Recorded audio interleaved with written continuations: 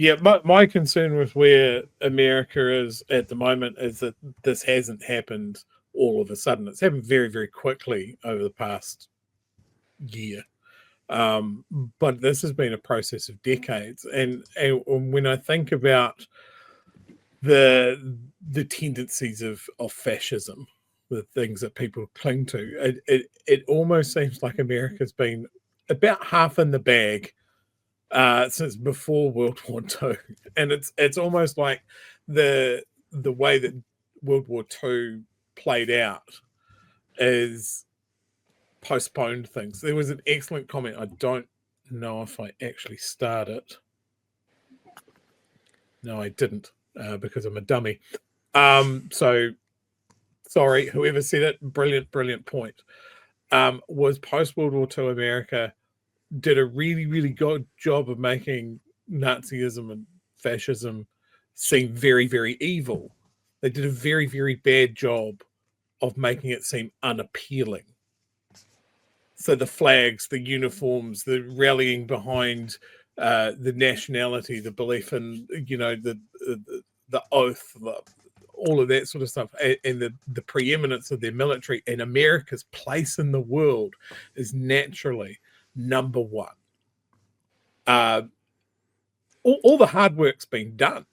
You just need someone to nudge it. And I think the Republican Party has been heading that way consciously or unconsciously for the last 40 years. And so what you're saying is we've got a sort of perfect storm here where we now have a set of social conditions where the people are willing to go that way as well. Because obviously for the last 40 years, they haven't.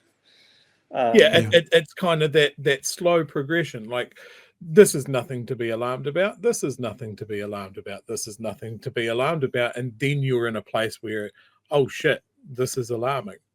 I think there's a lot of people in the States that are looking at where they are and going, how did this happen?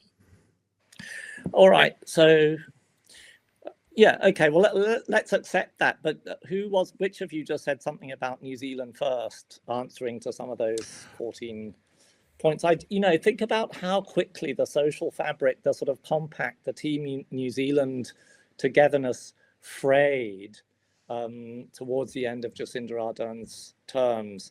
I don't think you'd ever say that had been being prepared, for the last 40 years in New Zealand society. So it might be true in America, but I think these things can turn very, very quickly. They can turn on a dime, as Americans might say, even if the ground hasn't been prepared. So I'm not sure that it's been a sort of slow march towards fascism in the States for the last 40 years. I can see your argument, but I'm not ready to buy it yet, Chewie.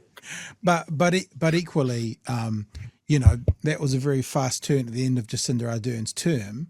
Yes. But we're not today where America is today, so we haven't then continued on. Like, I remember someone saying once in a very oversimplified way, kind of first comes patriotism, then comes nationalism, then comes fascism.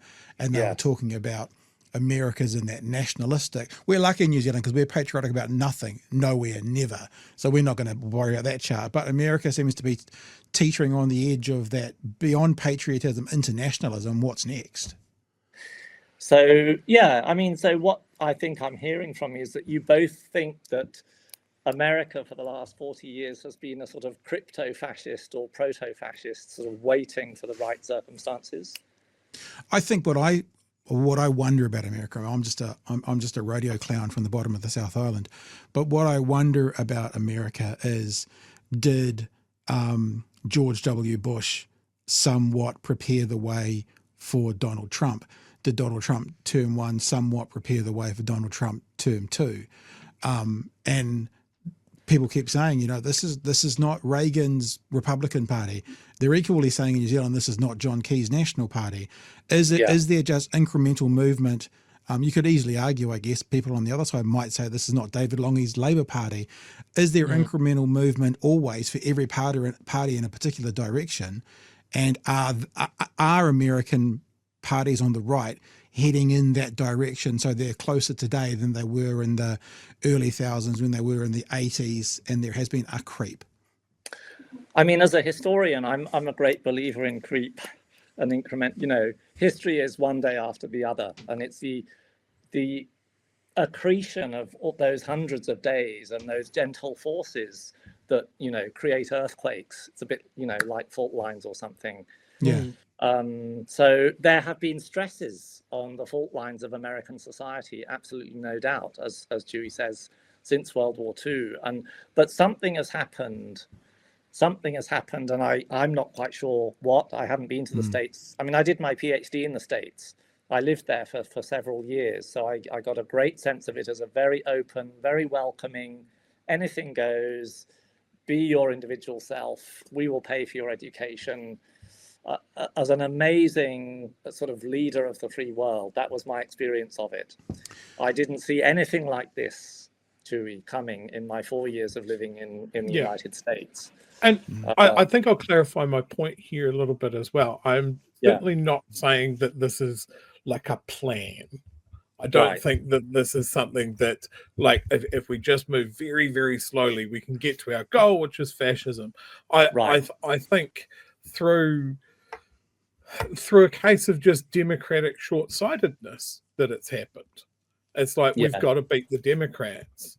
And this is how we're going to do it. And it's other things that have happened along the lines, like the intense militarization of their police came from a post 9/11 world. Was a big part of setting up the conditions for where they find themselves now. You know, they had all of this military equipment after the Gulf War. What do we do with it? Give it to the police. You know, there was an erosion of people's rights around how they were monitored and how they were policed and all of that Patriot sort of stuff. Act. The Patriot Act was, thank you, Pat. I was trying to grab it out of my brain and I couldn't do it. All of these things, none of these things, I think, were a conscious thing of like, that'll get us closer to fascism. I think if you pointed it out to people at the time, they would have very strenuously argued that that's absolutely not what they wanted to do. But nonetheless, it's another piece of the puzzle, and it's another tool in the tool chest for these guys that are around Trump and Trump to go, we could use this. I was gonna say, look, I don't think Trump is ever going to make sense when you look at him in the eyes of history. But in saying that, if you buttressed Trump up against Reagan, you'd be like, what the fuck is this? But if you went Reagan, G.W. Bush, W. Bush, Trump, it still doesn't make sense. Trump still doesn't make sense. He's such an outlier, but it makes more sense of how they got there. I'm glad Chewie mentioned 9/11 because I think events create other events. You know, they're unforeseen shocks that can knock a party that's on course A slightly onto course B or slightly further to the right. And I think the Patriot Act was a result of that. And I think a lot of those shifts in the Republican Party after 9/11 were very much to do with that incredible shock. I left the States after my PhD about 1 week before, on the 24th of August, 2001. Wow. And